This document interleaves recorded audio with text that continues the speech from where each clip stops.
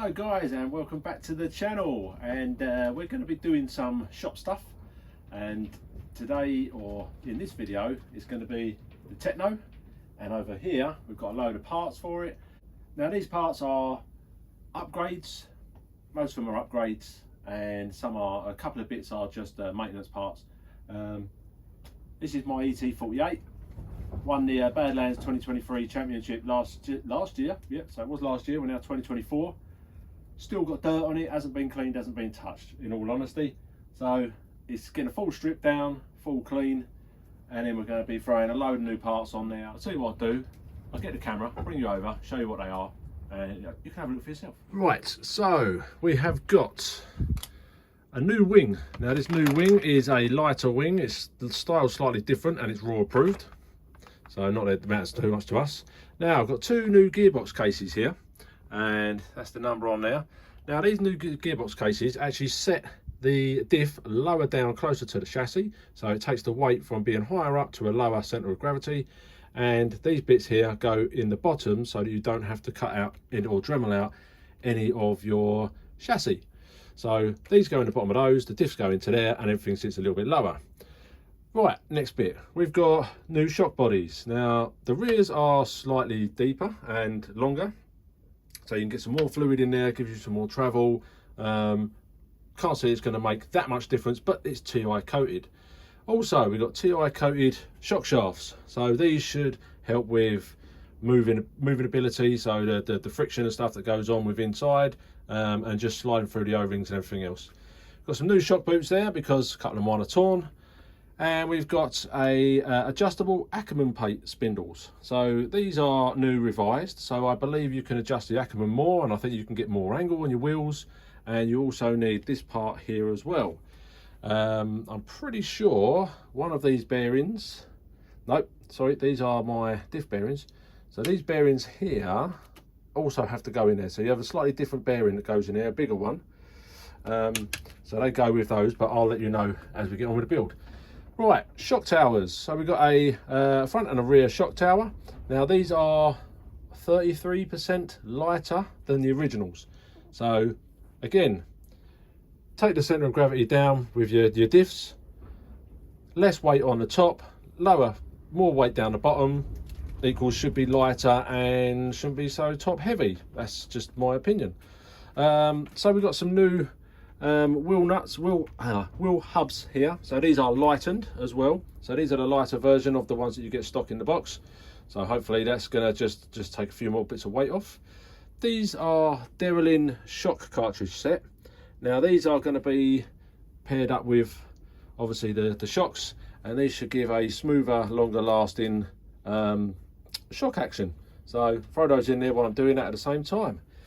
Then we move over to this part here. So these are the universal drive shafts. Now these have no CVD in them. They're universal, so you don't get no binding when you're going through corners, when you're going off of jumps and coming up and down. You get less binding, and there's more to wear, and you get smoother action. So I'm changing those out to go in there as well. What's this? I bought this just in case for the front, so this is more of a spare part. I've bought obviously a couple of hinge pins for the front, and I bought some of these just to replace the ones throughout the car, just in case I find out that any of them are worn.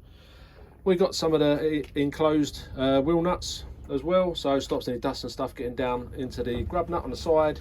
And I've got some new front arms, just because there's a little bit of play in my old arms. They're still absolutely fine and usable, but for a new season, new car, new setup, I want to have it nice and tight, so I'm going to go for new front ones. Also new diff gaskets on there, and as you've seen already, we've got a new shell in the bag ready to go, because this shell has seen its day. It's got a few cracks on it.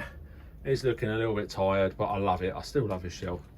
So garage is coming along nicely. Got my nice tool rack over there.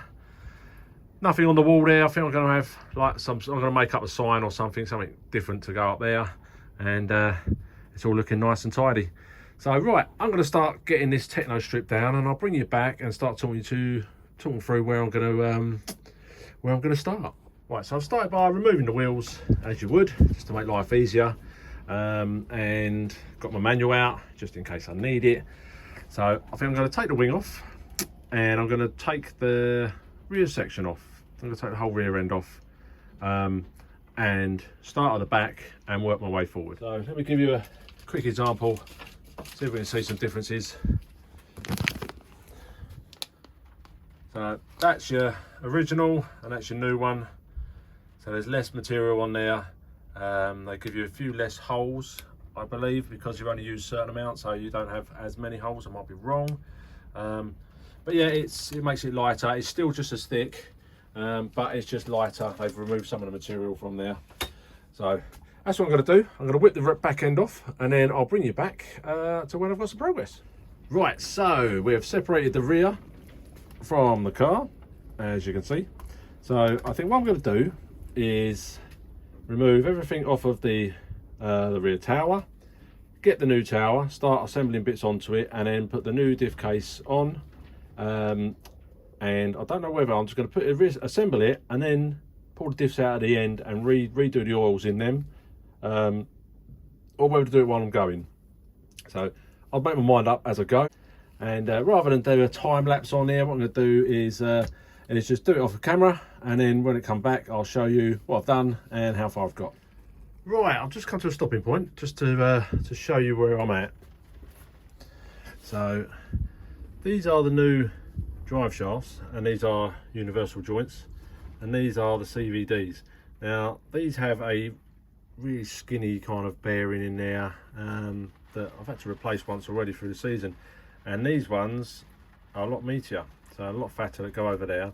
You don't get any binding with these ones, whereas you will with a CVD. So there's less moving parts in there. So they're going in, and I've got this all reassembled. So this is now the new diff case and the tower, and you've got a new bottom part that goes on there. Also I noticed that, see these pills that go in here, some of these had seen better days, so luckily I bought a whole kit to redo those. And I've also got the old diff case here. So this one has an enclosed piece like that, and with this one here, it now sits, the opening sits lower than that one, so there's a difference there. And you've got that bit there that rests and sits against that recess in the chassis, so it kind of seals it up and you're back to having a sealed unit. I took this apart and put new bearings on there. I'm glad I did, because I found that one of them, this one, I think this one was a bit knackered, and I've tried spinning it and it doesn't spin very freely, so I'm glad I got new bearings to go on that. But this is now filled up with some 9000. So originally they have 10k in the front and rear, and then if you do the uprated or the revised diff gears, you put the different O-rings in there. It has a different shim inside with like a spider, and because they're more aggressive, you come down by 1000 or 2000, so from 10,000. So I've gone with 9000 in here, which I did already have, but I kind of made my own concoction. I was hoping it was somewhere close to it. So there is actual genuine 9k in there now, and it's got new bearings. There is a little bit of wear on these, so I did spin them around the opposite way, so that it can start pushing on the other side now, and only in reverse that it will kind of go back onto that worn bit. So I'm going to go and get this back together. I've just cleaned up my rear arms. They're just sitting there after having a little wash, and get it all back together, and I'll show you what the rear end looks like. Right, so I've got the back end on now, so that's all on there, and you can see that these drive shafts now sit that much lower. When I was actually sliding the arms back on there, I was like, hold on, they don't fit, but they do. You have to kind of give them a wiggle in. And these are the lightened hex hubs compared to the old ones. So there's like some little metal bits inside the arms here as well, bushes, so they've been replaced, the peels have been replaced. And when you do these drive shafts, inside there, like normally, let's try and catch you over here, inside there normally there's an insert. Now you have to take that insert out in order to be able to get these in.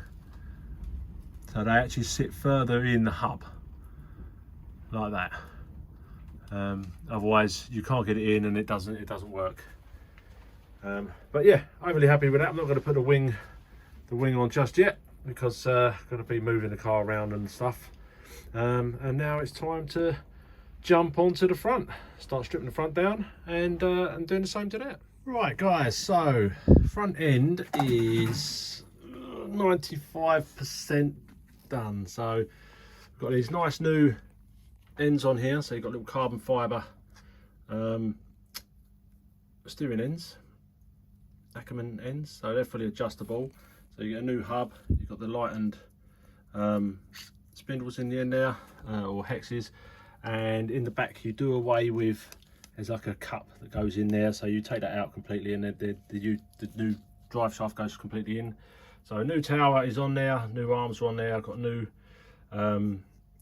peels in there, and the other side's done. Now the issue I've got now, I've got new bearings there to go into the diff, but I can't do that just yet because here, that bearing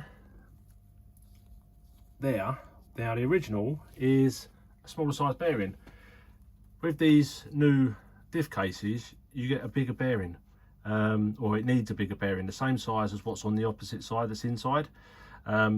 So I've spoke to Matt at Rprc today, and he is sending me one out tomorrow, so I can put that in there and get that all done and get the diff rebuilt and new oils.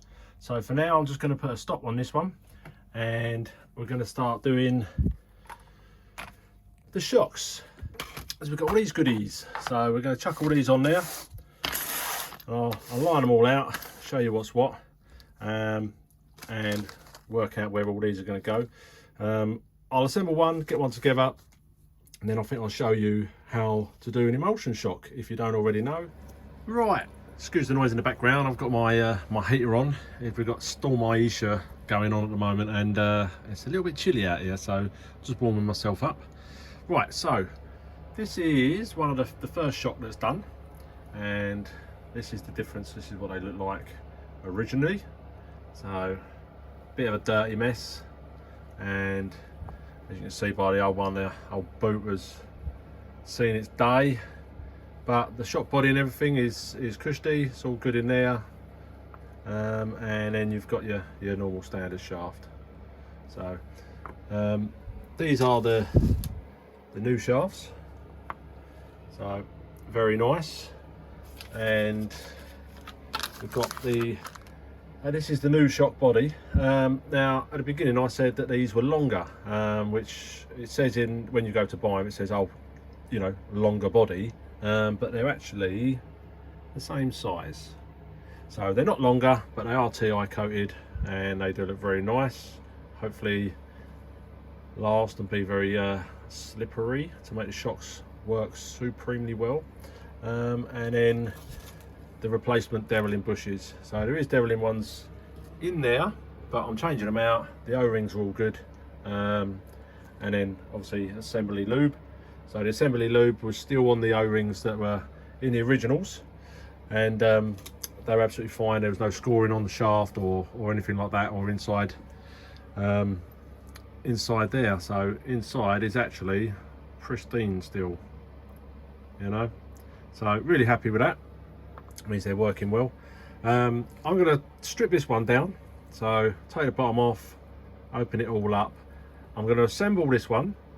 It's the same as any other thing really. I mean, you just follow, and I've got the instructions over here just in case, just so I can follow anything, which is a good idea. And then when it comes to doing the emulsion side of things, I'll put you on the stand and I'll show you how I set up my emulsion shocks.